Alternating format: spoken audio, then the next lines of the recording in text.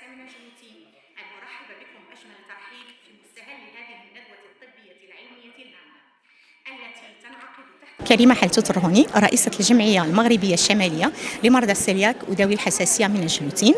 إذا كننظموا هذه الندوة هذه في إطار الاحتفال باليوم العالمي لمرض السلياك. هذه الندوة كننظموها سنويا، هذه السنة مرة أخرى بشراكة مع مجلس جهة طنجة تطوان الحسيمة وبشراكة مع المندوبية الجهوية للشؤون الإسلامية.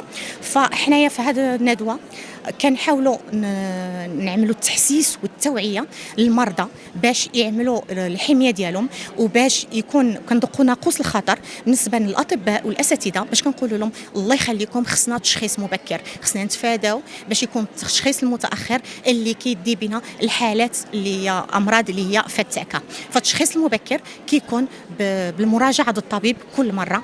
باش حنا كنقولوا عندنا الشعار ديال الندوه هو مرض السلياك بين امراض الجهاز الهضمي، امراض الدم وامراض الروماتيزم. علاش؟ لان مريض السلياك المرض ديالو ما كيكونش غير في الامعاء، لان ماشي الامعاء اللي مريضه بوحدها، فذاك المرض السلياك كيعطي امراض اخرى بيناتها الكبد. حنا عندنا اليوم امراض الدم، لان فقر الدم هو فقر الدم اللي كيكون مزمن عند مريض السلياك. بعض واحد الحالات كثيره ديال مرضى السلياك رغم انهم كيتبعوا الحميه ديالهم بطريقه صحيحه دائما عندهم فقر الدم، كيزيدوا الدم، ماشي كيشربوا الدواء، لا كيوصلوا لدرجه كيزيدوا الدم، ورغم ذلك كيرجعوا دائما في نفس الحلقه المفرغه، دائما خصو يعاودوا يزيدوا الدم. فهذا مشكل اخر ديال هشاشه العظام، ديال نقص فيتامين دي، ديال الكسور دائما كيتهرسوا ديك. علاش؟ لان كاين مشكل في العظام.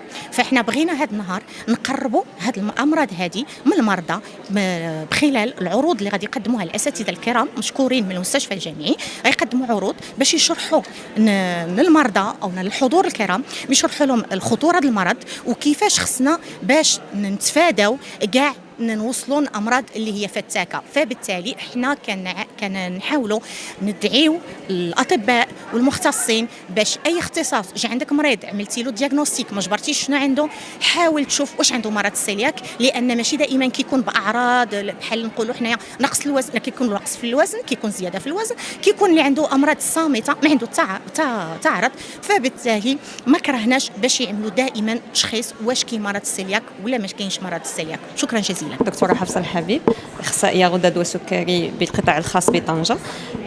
جئت لتسيير ندوة طبية التي تعقد سنويا من طرف الجمعية الشمالية لمرضى السلياك وذوي الحساسية من الجلوتين. هذه الندوة تأتي في إطار توعية المرضى وتحسيسهم بمخاطر ومضاعفات مرضهم، وبالتالي تحفيز سعيهم لتطبيق الحمية بشكل أحسن. نشكر من هذا المنبر الأساتذة الكبار الذين لم يتوانوا عن تلبية الدعوة وعن تقديم جميع النصائح والشروحات لتنوير عقل وتنوير مرضانا حول هذا المرض.